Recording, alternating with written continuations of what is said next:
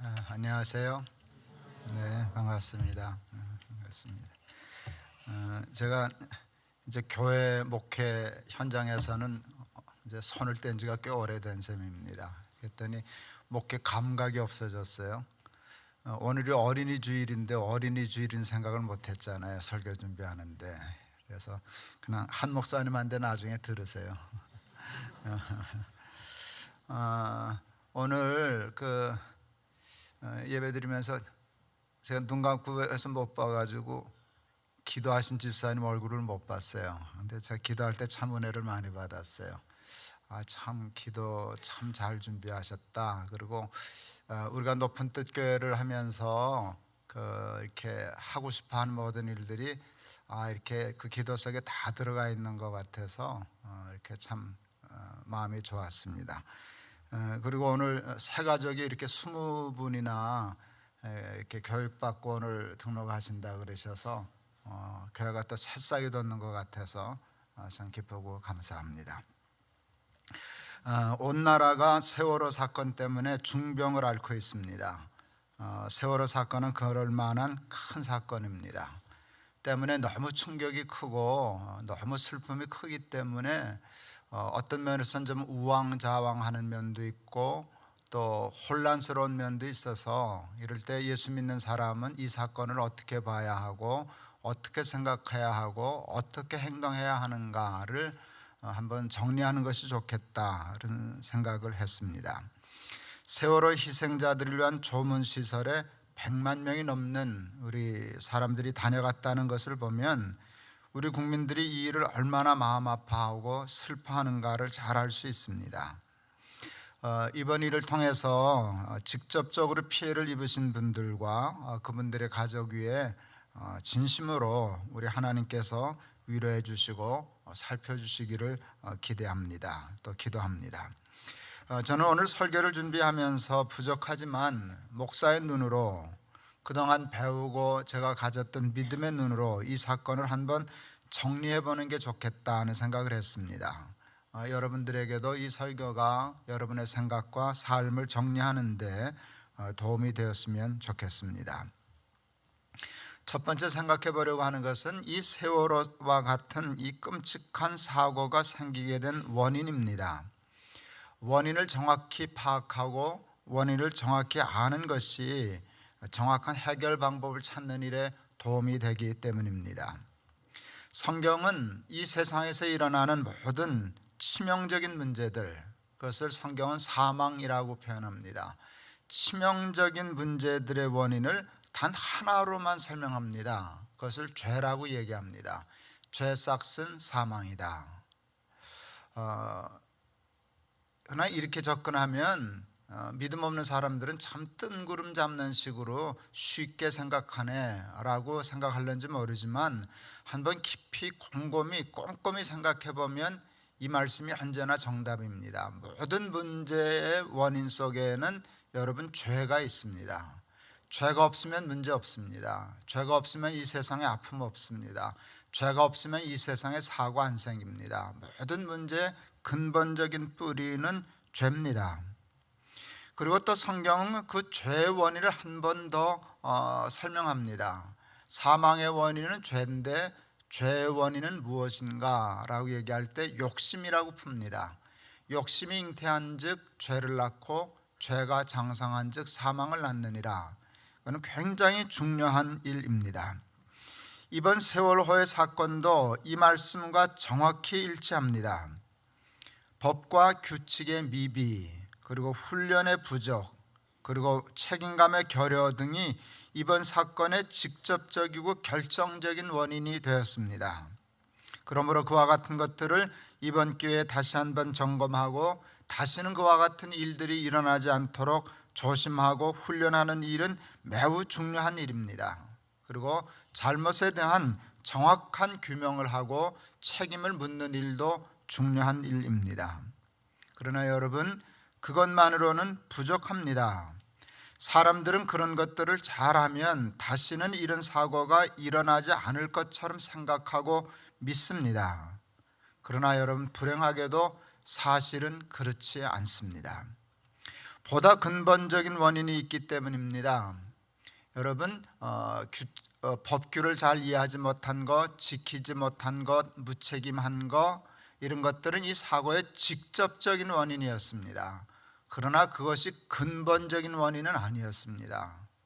그거는 그 사건에 닿아 있는 직접적인 일이었고요, 그 속을 캐나가면 뿌리가 있는데, 여러분, 그것은 사람의 문제입니다. 우리 사람 속에 있는 욕심과 죄입니다.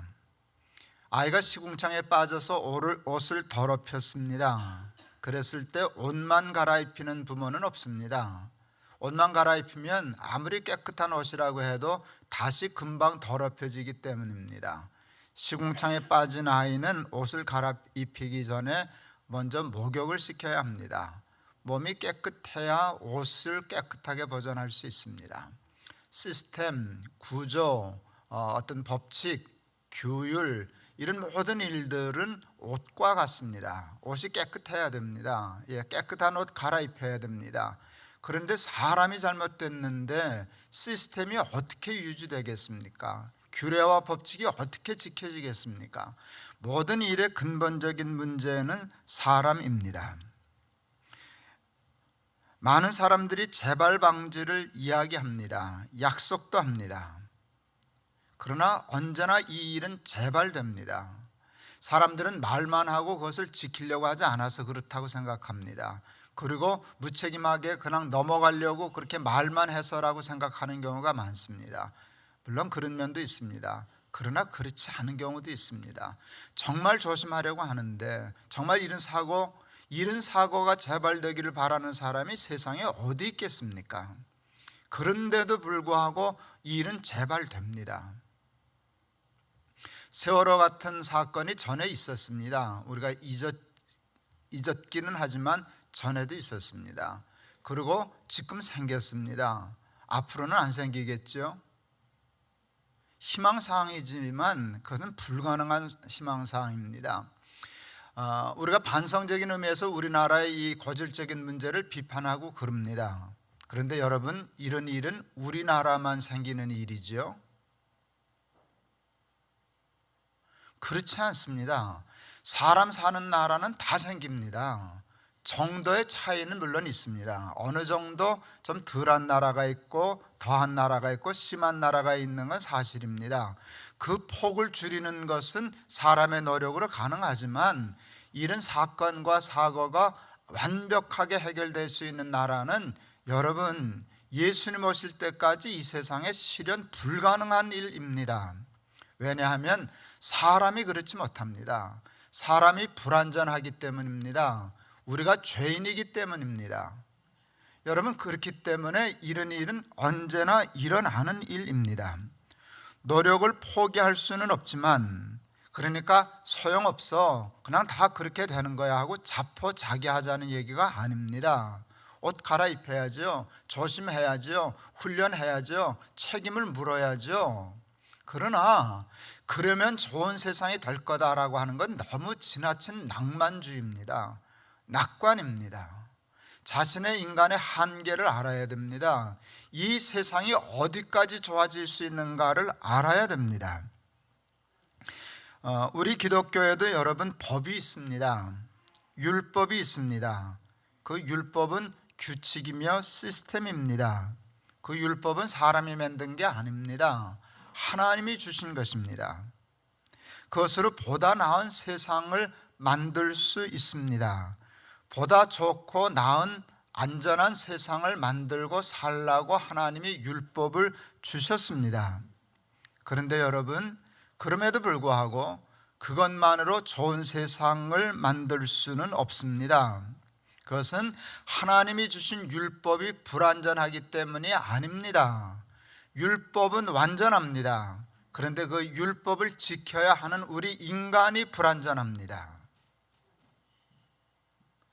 그래서 율법을 지키는 것으로 세상이 구원받을 수 없습니다. 성경이 가르치는 것은 율법으로 구원 얻는 게 아니다. 다시 말하면 사람의 힘으로 어느 정도 좋은 세상을 만들 수는 있지만 슬픔과 눈물과 사고와 아픔과 죽음이 없는 세상을 만든다는 일은 여러분 불가능한 일입니다. 거기에 우리의 슬픔이 있고 거기에 우리의 한계가 있는 것입니다. 그러면 어떻게 이런 문제를 궁극적으로 해결할 수 있는가? 오늘 설교는 정말 믿음으로만 이해할 수 있는 설교입니다. 하나님을 믿는 믿음 하나를 딱 빼버리면요, 이거 정말 구름 잡는 소리입니다.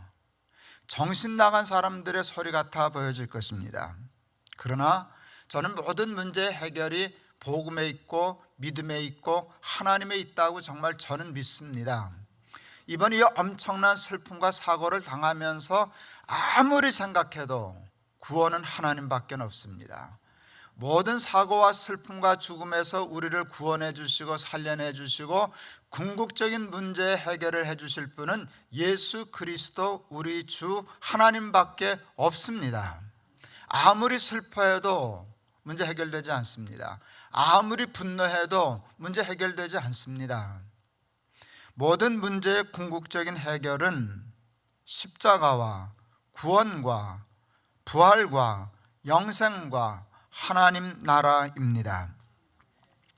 우리 기독교는 예수님의 재림과 심판과 구원과 부활과 영생과 하나님의 나라를 믿는 종교입니다. 믿음 없는 눈으로 보면 나약한 자들의 현실 도피주의적인 생각처럼 보입니다. 너무 힘드니까 도피하려고 그래서 있지도 않은 세상 만들어 놓고 그 세상으로 도피하려고 그러는 나약한 사람들의 환상적인 그런 이상주의적인 그런 것으로 볼 수 있습니다. 그러나 그렇지 않습니다. 이번에 말도 안 되는 슬픔과 아픔을 당한 사람들의 문제를 완벽하게 해결해 주고 위로해 줄 수 있는 사람은 세상에 아무도 없습니다.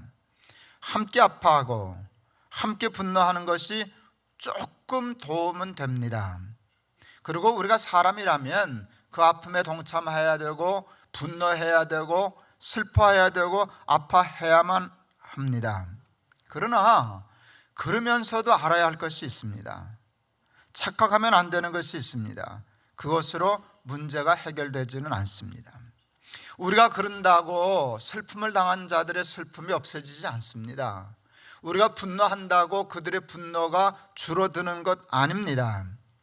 예수님이 태어나셨을 때 헤롯이 예수님을 죽이기 위하여 베들레헴 근처에 있는 2살 미만의 아이들을 다 죽였습니다. 정말 인간으로 할 수 없는 만행을 저질렀습니다. 그때의 모습을 복음서의 기자가 정확하게 표현하고 기록했습니다. 그때 제 마음에 들어오는 글자가 있어요. 위로받기를 거절하였도다. 위로받기를 거절하였도다. 저는 그 말이 이해가 됩니다.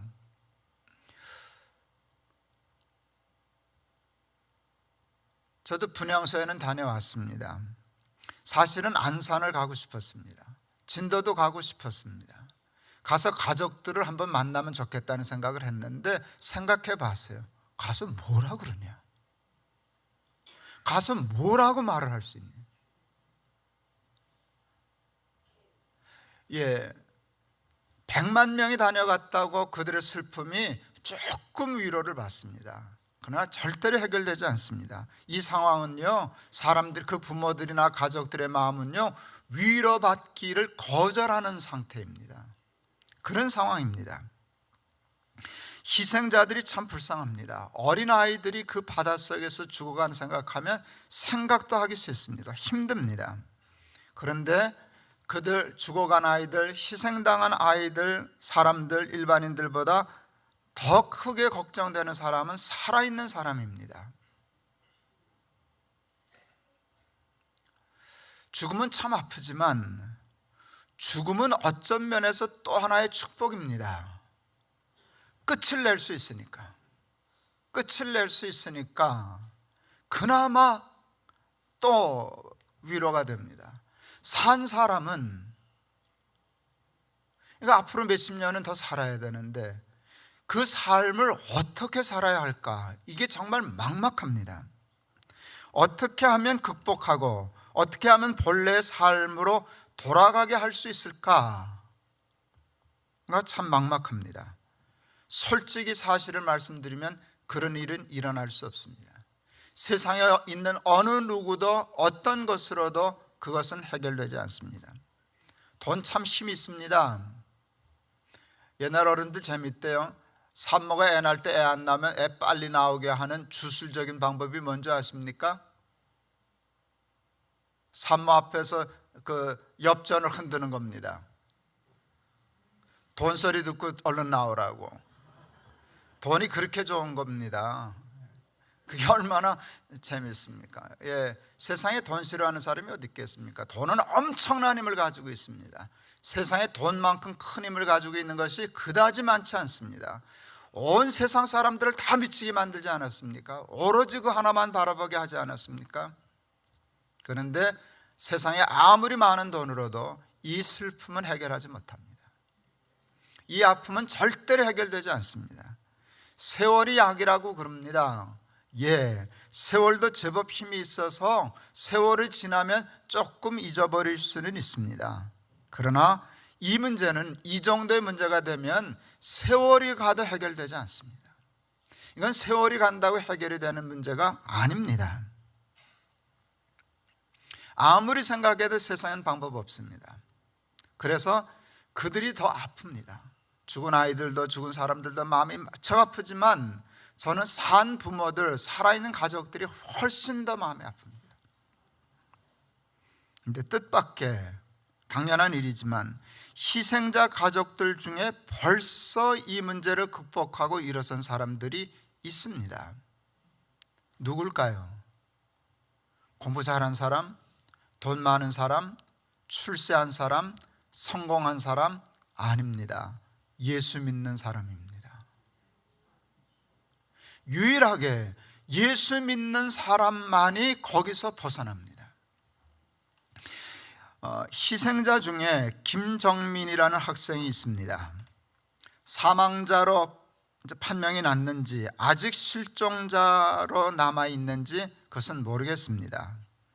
그 정민이의 아버님이 교회 장로님이신데 정민이가 실종자 상태로 있는 상황에서 글을 하나 올렸습니다.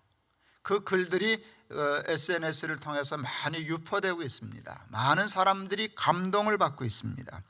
그 제목은 그리 아니하실지라도입니다. 짧은 글입니다. 그리 아니하실지라도. 요나가 고기 뱃속에서 하나님의 계획을 깨닫고 회개하고 나온 것처럼 돌아와도 감사하고, 그 세월호라고 하는 뱃속에서 그 요나의 고래 뱃속처럼 생각하고 거기서 다시 나오듯이 그래도 감사하고, 그리 아니하실지라도 정민이가 하나님의 자녀로서 구원받은 것에 감사합니다.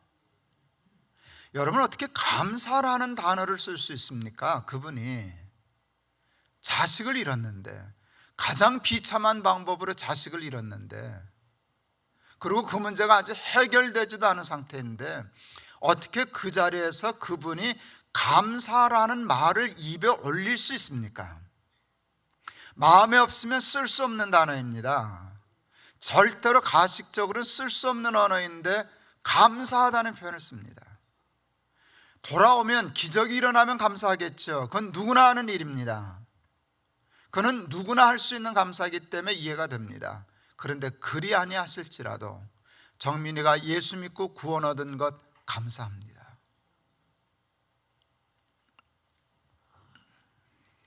이번 일로 통하여 하나님의 모든 백성들이 생사화복의 주권이 하나님께 있음을 항상 고백하고, 우리의 생명이 영원하지 않음을 인식하고, 잠시 있다가는 나그네 인생, 하나님의 계획 속에서 말씀과 기도의 현장, 오직 예수 그리스도, 오직 복음으로, 오직 전도자의 삶을 살기를 기도합니다.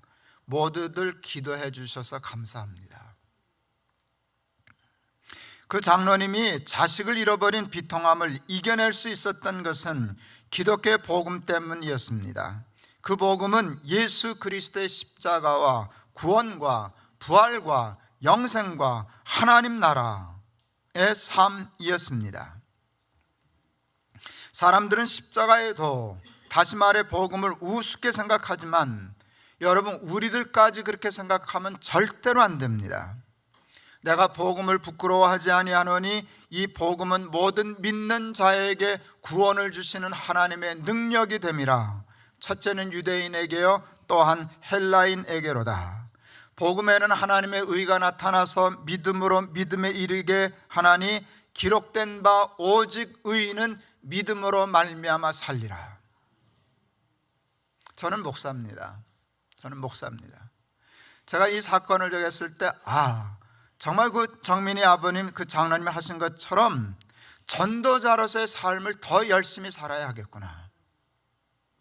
여러분, 제가 열심히 전도해서 그 팽목함, 그런 진도, 체육관, 거기에 있는 부모님들이 다 정민이 아버지처럼 예수를 믿는다면 그 믿음으로 그들도 이 슬픔을 극복할 수 있을 터인데, 그 생각 절실히 했습니다.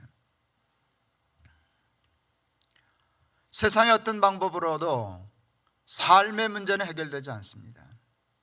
하나님을 모르는 사람들은 이 방법 저 방법 좌충우돌하면서 노력하고 희망을 갖겠지만, 우리도 그것을 다 부인하고 손떼고 있지는 않겠지만, 우리의 희망은 하나님께 있습니다. 하나님 나라에 있습니다. 하나님 나라에 있습니다. 성경에 이런 말씀이 있습니다. 우리의 사는 것이 다만 이 생뿐이면 우리가 이 세상에서 가장 불쌍한 사람이리라. 저는 그 말씀이 참 위로가 되었습니다. 여러분, 그 말씀을 뒤집으면 이렇게 됩니다. 우리의 삶이 이 생뿐이 아니기 때문에, 하나님 나라가 있기 때문에 이 엄청난 슬픔을 당했어도 우리는 불쌍한 사람이 아니다. 이게 성경 말씀 아닙니까? 이걸 누가 믿겠습니까? 믿음 없는 사람은 이 말이 믿어지지 않습니다. 그런데 여러분, 하나님을 믿고 정민이 아버지처럼 정말 교회 장로님으로 하나님의 사람으로 부활과 영생을 믿습니다. 우리 사도신경으로 날마다 고백하는 것처럼 고백하고 그것을 정말 믿는 사람은 그 자리에서 우리 정민이가 예수 믿고 구원 얻은 거 감사합니다. 진심으로 그럴 수 있는 겁니다. 불쌍한 사람 아닙니다. 불쌍한 사람 아닙니다. 왜? 우리는 이생뿐이 아니니까, 하나님의 나라를 믿으니까. 마지막으로 한 가지 더 생각하는 거 말씀드리려고 하는 것이 있습니다. 그것은 사랑입니다. 예수님은 율법을 한마디로 하나님 사랑하고 이웃을 사랑하는 것이라고 정리해 주셨습니다. 하나님을 사랑하는 것이 믿음입니다. 그런데 성경은 오직 그 믿음으로 사람이 산다 그랬습니다. 하나님 사랑하는 것이 믿음입니다. 믿음으로 사람은 삽니다. 하나님 사랑하면 살 수 있습니다. 그런데 하나님 사랑하는 것을 성경은 또 간단하게 정확하게 정의해 줍니다. 사람을 사랑하는 것이 곧 하나님을 사랑하는 것이다.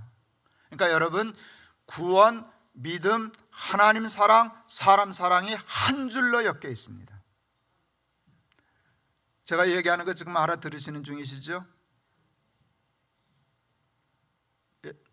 그렇죠? 믿음으로 삽니다. 믿음은 하나님 사랑하는 겁니다. 하나님 사랑은 사람을 사랑하는 것입니다. 높은 뜻 숭의교회 개척 시절부터 우리 교회에 다니셨던 집사님 한 분이 계셨습니다.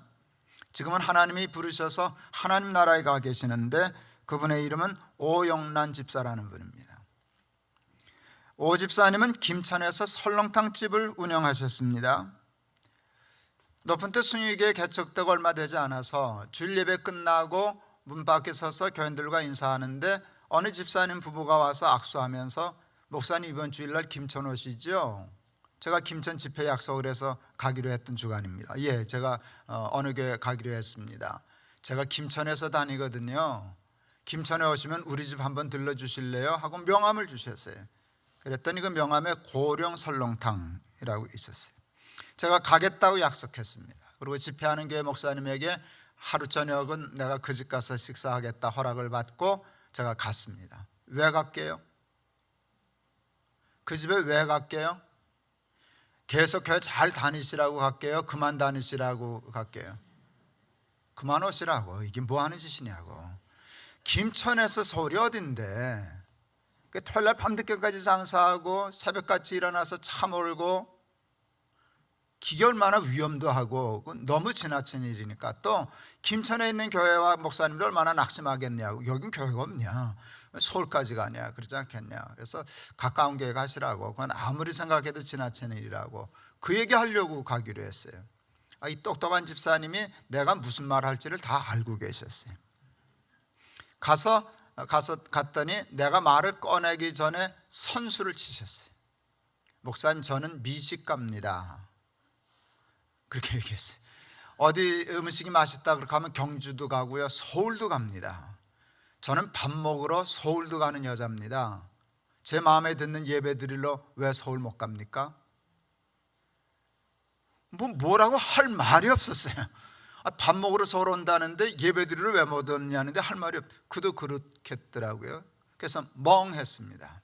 그 다음 말은 정말 더 기가 막힌 말이었어요. 목사님, 저는 설렁탕 한 그릇을 끓여 파는 장사꾼에 불과하지만 저는 설렁탕 한 그릇을 끓여도 예수님 대접하는 마음으로 끓여요. 이렇게 뼈가 녹는 것 같은, 이렇게 너무 감동이 되니까요, 맥이 빠지더라고요. 이렇게 쫙 온몸이 맥이 쫙 빠지는, 이런 사람이 다 있나 싶었어요. 예수님을 대접하는 마음으로 설렁탕을 끓이기 때문에 설렁탕 한 그릇에 정말 혼신의 힘을 다하는 거예요. 그리고 모든 재료를 최고로만 쓰는 거예요. 그래서 모든 재료를 최고로만 쓰려고 하기 때문에 장을 한 시장에서 못 보는 거예요. 김천에서도 보고 봉화에서도 보고 대구에서도 보고 어떤 건 서울에서도 보고. 왜요? 최고로 좋은 물건이 봉화에 있으면 봉화로 가는 거예요. 김치를 담을 때, 근데 그 말 잊혀지지 않아요. 마늘을 찧어서 넣어야 되는데 시장 가면 손쉽게 찧어서 봉투에 담아놓은 마늘이 있다는 거예요. 갖다 넣으면 별 차이 없다는 거예요. 그런데 향이 갓 빻은 것, 찧은 것만 못하다고. 그래서 매일 밤 장사 끝내고 두 부부가 마늘 좋은 거 사다가 그 자리에서 까서 그 자리에서 찧어서 그 자리에서 김치를 담아요. 왜요? 예수님 대접하는 설렁탕이니까. 설렁탕에는 무엇보다도 뼈가 중요한데 당연히 뼈도 최고로 제일 비싼 뼈만 쓰죠. 제일 좋은 뼈는요, 10시간쯤 끓였을 때 뽀얀 국물이 나오는 뼈랍니다. 근데 어느 날 뼈가게 주인이 실수해서 뼈를 바꿨습니다. 이렇게 겉봐서는 모른답니다. 10시간 끓였을 때 판명이 난답니다. 10시간 끓였을 때 국물이 뽀얗면 좋은 뼈고 누러면 조금 품질이 떨어지는 뼈인데 바뀌어서 누런 국물이 나왔답니다. 당황해서 뼈가게 주인한테 얘기했습니다. 뼈가게 주인이 썩인 게 아니라 실수한 겁니다. 사과하고 다시는 이리 없도록 조심하겠다 그랬습니다. 그러나 문제는 해결되지 않습니다. 지금 뼈를 바꿔준다고 내일 장사할 수 있는 국물이 나오는 게 아닙니다. 10시간이 지났기 때문에, 시간이 없기 때문에. 그 뼈가게 주인이 이렇게 얘기했습니다. 사장님, 그 조금 떨어지는 뼈지 나쁜 뼈도 아니고 못 먹는 뼈도 아니지 않습니까? 오늘만 커피 프림을 타시지요. 그러니까 그렇게 설렁탕 끓여내는 집들이 꽤 있다는 얘기입니다. 나중에 제가 그 얘기도 들었습니다. 우리 집사는 그 다음날 가게 문 닫았습니다. 그리고 가게에다 써붙였습니다. 오늘은 재료가 나빠서 장사를 못합니다. 내가 그냥 아무 소리 안 하고 올라왔는데 다른 교회는 몰라도 이 교회는 안 놓치겠다 싶었어요. 나는 그런 분이 우리 교회의 집사였다는 것이, 교인이었다는 게 너무너무 자랑스럽습니다. 오 집사님은 세상 떠나셨어요. 암으로. 아들 둘이, 지금 집은 9mm 이사 갔는데요, 아들 둘이 여전히 높은 뜻 교회 다닙니다. 한 놈은 높은 뜻 정의교회 다니고요, 한 놈은 높은 뜻 푸른교회 다니고요. 미친놈들이죠, 애들이. 근데 그럴만 하지 않아요? 저 엄마 아버지가 그런 믿음으로 교회 생겼으니까 그러고 다니는 거예요. 나 근데 그 아이들도 야 가까운 교회 가라 그 소리 너무 욕심나서, 그 집 사람들 너무 욕심나서. 세월호하고 이 얘기가 무슨 상관이 있을까 싶은데 저는 이게 해답이라고 생각합니다. 잘못하는 사람들은 끊임없이 나옵니다. 세월의 선장은 앞으로도 또 나옵니다. 왜? 사람이 악하기 때문에, 사람이 부족하기 때문에 그런 일을 완벽히 막을 수는 없습니다. 여러분, 잘못하는 사람들에게 소리친다고 세상이 고쳐지는 게 아닙니다. 제가 젊은이들한테 설교할 때 그 얘기 한 적이 있어요. 저는 하나님의 말씀대로 사는 걸 좀 훈련해 보고 싶었어요. 근데 그게 쉽지 않더라고요. 마음은 원이지만 정말 육신이 약하더라고요. 이게 훈련이 돼야만 됐어요. 어떻게 훈련하면 말씀대로 살 수 있을까? 말씀을 지킬 수 있을까? 제가 운전하는 것으로 훈련했어요. 빨간불이면 서고 파란불이면 간다. 새벽기도 다닐 때 여러분, 앞순경도 없고 아무도 없어요. 대개 그냥 지나가요. 근데 연습이니까 빨간불이면 서요. 파란불이어야만 가요. 이게 몸에 배다 보면 말씀도 그렇게 되지 않을까 생각했어요. 여러분, 앞에 서 있으면요, 뒷차가 와서 내버려 두질 않아요. 빵빵 번쩍번쩍 그래요. 그게 뭔지 아세요? 야, 순경 없어, 그냥 가, 다 가는 거야, 그러고 있어요. 그래도 나 안 가요. 내가 지금 연습 중인데 지가 가란다고 가나? 있어요. 그렇게 하면 차를 빽해서 이렇게 옆길로 가요. 그때 실컷 쳐다보고 가요. 엑셀레터 꽉 밟아서 왕 하고 가요. 그게 뭐라 그런 줄 아세요? 별 미친놈다 보겠네. 그러고 가는 거예요. 그래, 어느 날 차선을 둘 다 막았어요. 나도 섰고 옆차도 섰어요. 뒷차 와서 빵빵 번쩍번쩍 그랬어요.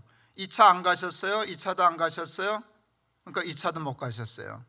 내가 생각했어요. 지나가는 차에게 아무리 교통신호 지켜야 돼, 너 그렇게 살면 안 돼, 얘기해야 소용없습니다.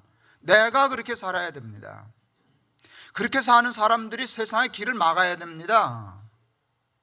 차선을 점령하면 됩니다. 설렁탕 주인은 설렁탕 주인으로, 옷가게 주인은 옷가게 주인으로, 목사는 목사로, 선생은 선생으로, 경찰은 경찰으로, 배선장은 선장으로, 선원은 선원으로, 그렇게 사는 사람들이 많아져야 세상이 좋아지는 겁니다. 교통신호 어기고 간다고 소리 지릅니다. 예, 그런다고 세상 좋아지지 않습니다. 그런 사람 세고 셌습니다. 예수 믿는 사람들이 우리 오집사님처럼 살아야, 여러분, 세월호 선장이 우리 오집사님 같은 사람이었으면 애들 안 죽었습니다. 그 뭐 청진해운인가 뭔가 하는 조심해야지. 그 운영하는 사람들이 우리 오집사님 같았으면 배 그렇게 고치고 그렇게 욕심부리고 그렇게 사고치지 않았습니다.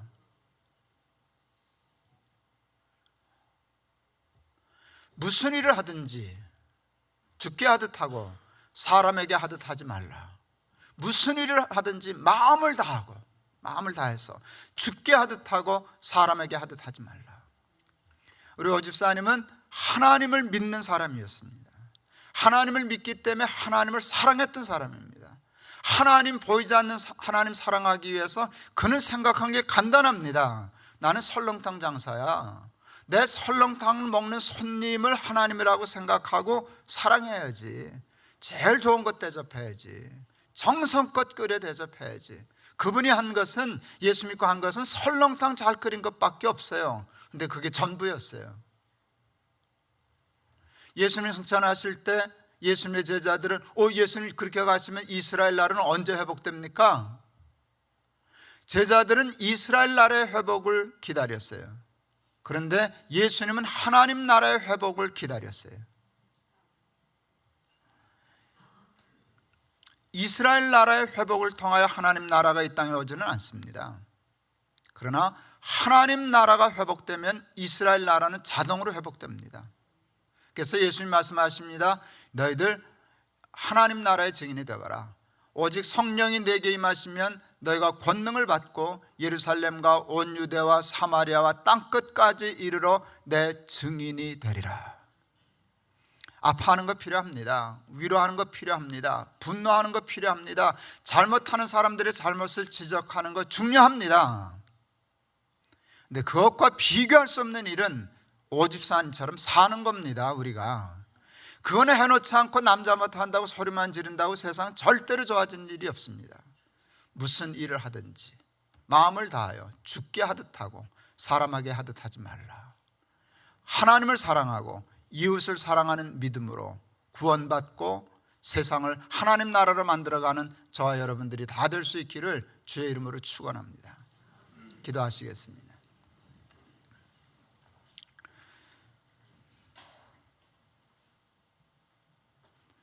내가 복음을 부끄러워하지 아니하노니 복음은 모든 믿는 자에게 구원을 주시는 하나님의 능력이 됨이라. 첫째는 유대인에게요 또한 헬라인에게로다. 복음에는 하나님의 의가 나타나서 믿음으로 믿음에 이르게 하나니 기록된 바 오직 의인은 믿음으로 말미암아 살리라. 믿음은 하나님을 사랑하는 것이고 하나님 사랑은 사람을 사랑하는 것입니다. 세월호 선장이 사람을 사랑했다라면 그 해운회사 회장, 직원, 소유주들이 하나님 사랑하고 정말 사람을 사랑하는 우리 오집사님 같은 사람이었다면 이 사고 없었습니다. 하나님, 우리 높은 뜻 하늘교회 교인들, 우리 높은 뜻 성도들이 다 우리 교회 교인이었던 오집사님 같은 삶 살게 하여 주옵소서. 그래야 이 땅에 하나님 나라의 증인이 되게 하시고 하나님 나라를 통한 이스라엘 나라의 회복을 이루어가는 우리들이 되게 하여 주옵소서. 예수 그리스도 이름을 받들어 기도하옵나이다. 아멘.